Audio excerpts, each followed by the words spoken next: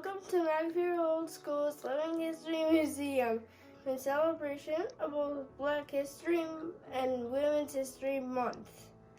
Do you know what a Living History Museum is all about? It's a type of museum which recreates historical settings, or in our case, famous people in history. All the people featured in our Living History Museum represent those who are famous for their inventions. The students have memorized their scripts and dressed up as the person whom they will portray. We hope you will be inspired to learn more about them and think what you can invent too. Enjoy the show. Hi, I'm David Gittens. I was born in 1939 in Brooklyn, New York. I have several creative interests, which include art, music, auto and aircraft design, and videography. I am also very involved in sharing worldwide community projects with a focus on inspiring students to demonstrate the importance of their creativity as a voice toward peacemaking and consolation in themselves, their community, and internationally. My inventions are designed with people, ecology, and carbon footprints in mind. My solar car, the Ikenga, had many advanced features and was even featured at the Smithsonian Institute. I wonder who the real David Gittens is too. So let's find out. Harold, can you help? Harold reminds me that there's wisdom and patience. He's great at finding things out. And we'd love to thank all of the students, teachers, and staff at MacAfee Road School for inviting us to share in your Black History Month programs. So where should we begin? With voice control furniture, or flying homes, or a 23-foot catamaran made of recyclables? Let's see. I suggest that we go back over a half a century. So let's begin there. Ikenga is the African name of one of the most futuristic automobiles out of the UK in the 1960s. And what an incredible team of craftsmen, engineers, bodybuilders came together to make my dream a reality. The Ikenga had a top speed of 165 miles an hour, had closed-circuit television for rear vision, proximity sensors for parking, had an accident warning system, and had a clamshell entry. As you can see in the photograph, the Ikenga was designed as an African mask on wheels, looking skyward to the universal spiritual dimension. Is that the real David Gittens? Well, here we are, and it's the 1980s. And I've been thinking, when I was young, I always dreamed of flying through the stars on a spaceship. And that began my love of flying. Then I learned to make my own airplanes. And then my airplanes began winning awards. I named my airplane Ikenga also. And one of my airplanes is in the National Air and Space Museum in Washington, D.C. That is such an honor, especially that it's the first aircraft in that collection by someone from my diaspora. So, wow. That to say that all of you guys out there and girls out there are so inventive too. Remember to live your dreams, and I'd really like to know about what you're doing. Isn't that so, Harold? Harold agrees with me. Hi again, and we've come full circle because we're in this present moment, and one of my favorite projects in this present moment, the heart. Because the heart give me an opportunity to shut my mouth and to listen to your genius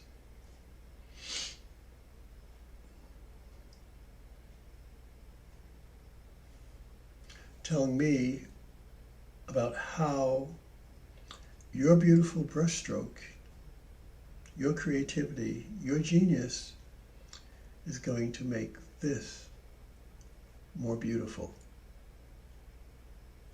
So it's a moment where I honor you, and I'm looking forward to it. Errol and I will be back in a sec just to say so long. Okay? So long from Harold and I, and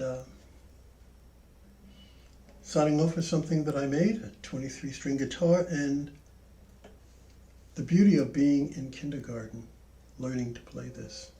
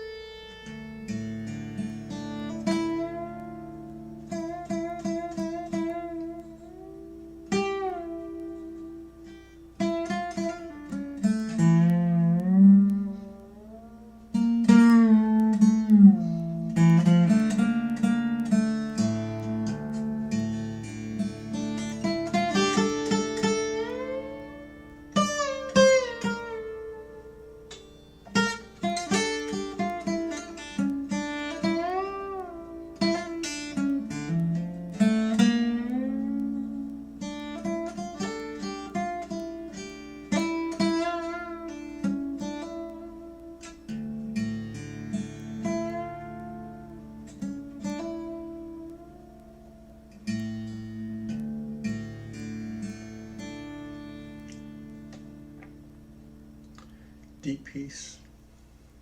Stay strong. Hello, my name is Hetty Lamar. I was born in 1914 in Vienna, Austria. I was known as a beautiful film actress.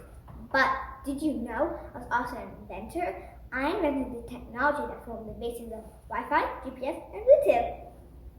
Hello, my name is Kathleen Ravages, and I was born in Scranton City, New York in 1898.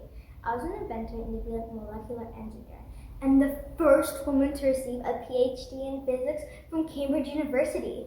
Together with my colleague Irving Manuer, I developed films that were a few molecules thick. I created non-reflective lenses and also improved lenses for cinematography.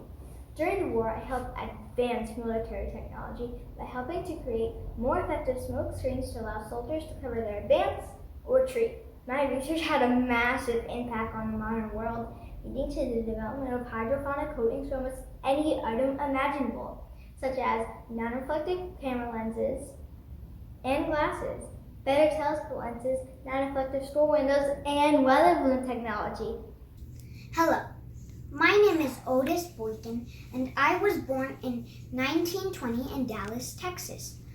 My most notable contribution to science was the circuit improvement I made to pacemakers, saving countless lives. But this single improvement was among a long list of my achievements. I had 26 patents and am famous for the development of IBM computers, burglar-proof waterproof cash registers, chemical air filters, and an electronic resistor used in controlled missiles and other devices. Happy Black History Month!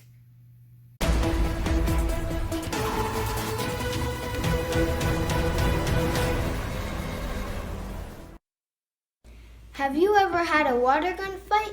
Well, my name is Lonnie Johnson, and I invented the most famous water gun, the Super Soaker. I was born in Mobile, Alabama, 1949, and I am not a toy maker. I am actually an aerospace engineer for NASA. My resume includes a stint with the U.S. Air Force, work on the Galileo Jupiter probe and Mars Observer project, and over 40 patents. I am also working on the Johnson thermoelectric energy converter, which converts heat directly into electricity. Hello, I'm Tessie Thomas, known as the Missile Woman of India. I was born in Alappuzha, India in 1963 and am the Director General of Aeronautical Systems. I am the former project director for Acme 4, Missile and Defense Research and Development Organization, and am the first woman scientist who had a missile project in India. I have contributed in guidance, trajectory, simulation, and mission design, and designed the guidance scheme for long-range missile systems. I was given the Acme Self-Reliance Award in 2001 and am the recipient of multiple fellowships and honorary doctorates. Bye-bye now! Hello, I'm Dr. Zenon Bao, a professor of chemical engineering and material science and engineering at Stanford University. I was born in Nanjing, China in 1970, and I am known for my work developing technologies with organic field effect transistors and organic semiconductors. Now I am focusing on studying organic semiconductor and carbon nanotubes using new fabrication methods. I was awarded the Bell Beam Medal and Prize, as well as the ACS Award in Applied Polymer Science. My most recent work in the lab includes developing electronic skin and all-carbon solar cells. Bye, have a wonderful day. My name is Marian Rogers Crow, and I was born in 1955 in Pennsylvania. I am a Vice President of Engineering at Google and sit on the board for the Holocaust Genocide Human Rights Education Center. Previously, I served as a Senior Vice President of Research and Development and was a Women's Mentor at ATT Labs. In 2013, I was inducted into Women in Technology International's Hall of Fame, recognizing my remarkable achievements in technology. I hold over 135 patents, primarily a voice over internet protocol, and have another 100 patents currently under review. So stay tuned. Hello, I'm Jesse Ernest Wilkins Jr., and I was born in 1923 in Chicago, Illinois. When I was only 13, I became the University of Chicago's youngest student. I continued there, earning bachelor, master, and doctorate degree in mathematics at the age of 19.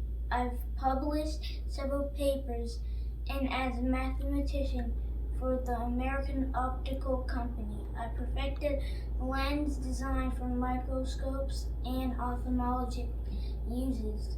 My greatest contribution to scholarship was the development of mathematical models to explain gamma radiation, and I worked on developing a shielding against gamma radiation. I even worked on Manhattan Project, making significant contributions to nuclear reactor physics. Hello, my name is Ganakshi Shivalamakrishnan, and I was born in Mumbai, India in 1975. In 2018, I was a lead scientist at ADMUB and began research where my technology led me to work closely with the cosmos. I built the algorithm and chip on board the spacecraft that collects signals from Pluto and sends them back to the space station 3 billion miles away. I was named among the 50 most powerful women in technology by Forbes, and I am the CEO and founder of one of America's fastest growing women-led companies. Lately, I have been working on a complex algorithm to be more intuitive about how users interact with ads online, as well as across different interfaces such as smartphones, tablets, and laptops. Hello, I'm Stephanie Louise Claude, and I was born in New Kensington, Pennsylvania in 1923. As a chemist working for DuPont, I discovered the first of a family of synthetic fibers of exceptional strength and stiffness. Would you believe these fibers are even stronger than steel? This led to my invention of Kevlar. Kevlar is most commonly known for being used to make bulletproof vests that help keep officers and soldiers safe. It is also used for many important and useful things such as radio tires, airplane fuselages, and fiber optic cables. For this discovery, I was awarded the DuPont's Company Lavoisier Medal for Outstanding Technical Achievement, and as of August 2019, I remain the only female employee to have received that honor. For my accomplishments as a research scientist, I received the National Medal of Technology and was named to the National Women's Hall of Fame. I also received the Perkin Medal from the American Chemical Society. Before flat screens and high definition, LCD monitors were the norm. PC displays that were limited to screens with no color that were tethered to computers with limited processing power. That all changed thanks to me. My name's Mark Dean, and I was born in Jefferson City, Tennessee in 1957. While working for IBM as the chief engineer, I was part of a team of 12 people who created IBM PC. In addition to helping people create IBM's original machine, I developed the color monitor and led the team to the first gigahertz processor. The massive chip built in 1999 allowed for higher processing rates at faster speeds within PCs. I won 3 of 9 PC patents for being the co-creator of the IBM's personal computer released in 1981. I bet you use my inventions almost every day. Hello, my name is Haiti Scott Peterson, and I was born in Norfolk, Virginia in 1913. I attended Howard University and am the first African-American woman to gain a bachelor's degree in civil engineering. I joined the U.S. Army Corps of Engineers in 1954, where I was the first woman engineer and encouraged engineering as a profession for women. The Sacramento district of the USACE grants a Haiti Peterson Inspirational Award annually in my honor. The purpose of the Haiti Peterson Award is to recognize the Sacramento district individual whose actions best simplify the highest qualities of personal and professional perseverance through social challenges. Hello, my name is Edith Clark. I was born in 1883 in Olney, Maryland. I was the first woman to be professionally employed as an electrical engineer in the entire United States. I am most widely known for my 1921 invention of the graphic calculator. I was also the first female professor of electrical engineering in the country.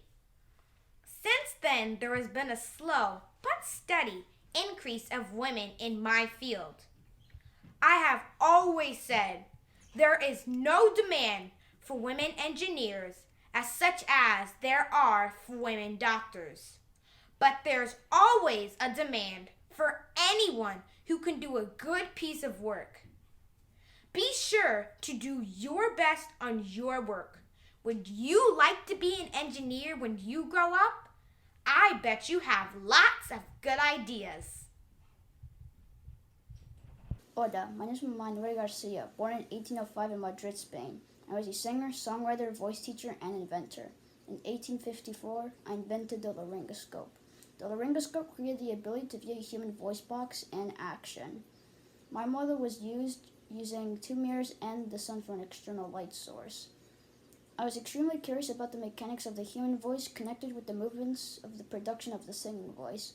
I really didn't anticipate the importance of laryngoscopy and was surprised to receive an honorary degree of MD from the University of Kongsberg. My invention is still useful today in study of phonics and diagnosis of oral conditions like laryngitis. Hello, I'm Dr. Mae Jemison. I was born in Decatur, Alabama on October 17, 1956, and developed an interest in anthropology, archaeology, and astronomy at a very early age. Can you believe I was only 16 when I went to Stanford University, where I earned degrees in both chemical engineering and Afro-American studies? Next, I received a Doctor of Medicine degree from Cornell University and practiced medicine as a volunteer in both Cambodia and West Africa. Later, while working as a general practitioner in California, NASA selected me with 14 others for astronaut training. I was a mission specialist aboard the shuttle Endeavour and became the first African American woman to enter space. How exciting! Now that I'm retired, I work for my foundation on projects such as improving healthcare in Africa and advancing technology in developing countries. Hello, my name is Alexander Miles. I was born near the town of Circleville, Ohio in 1838. Have you ever ridden on an elevator before? I bet you have, but did you know before the creation of elevator doors that close automatically, riding a lift was complicated and risky. Before automatic doors, people had to shut both the shaft and elevator doors by hand as well. And if they forgot, yikes. Forgetting to do so led to many accidents as people fell down the elevator shaft. When my daughter almost fell down the elevator shaft, I took it upon myself to develop a solution. You can think of ways to fix things too. In 1887, I took out a patent for a mechanism that automatically opens and closes elevator doors. My designs are largely reflected in elevators used today. Happy Black History Month. My name is Dr. Shirley Ann Jackson. I was born in 1956 in Washington, D.C. I'm a theoretical physicist and inventor credited with making many advances in science. I developed an interest in science and mathematics during my childhood and conducted experiments and studies such as those on eating habits of honeybees. Do you like to do experiments? I received a bachelor and became the first African American woman to earn a PhD from MIT. I conducted successful experiments in theoretical physics and used my knowledge to foster advances in telecommunications, including breakthrough basic scientific research that enabled others to invent things we use all the time, such as portable fax, touch-tone telephone, solar cells, fiber optic cables, and the technology behind caller ID and call waiting. Oh, hey, I'm Bertha Benz. I was born in Pforzheim in Germany, 1849, and was an automotive pioneer. My husband, Carl Benz, invented the first practical automobile. But did you know he had some help from me? I thought there could be some improvements, and we should really make a long-distance trip to fully test everything. You see, motorized drives were merely very short trials, returning to the point of origin made with assistance of mechanics. My historic first long-distance car trip in the world in August 1888 was to visit my mother. Along the way, I had a blocked fuel line, and when the wind brakes began to fail, I visited a cobbler to install leather, making the world's first pair of brake pads. My drive was a key event in the technical development of the automobile. Did you know my trip proved to the automotive industry that test drives were essential to the business? Bye.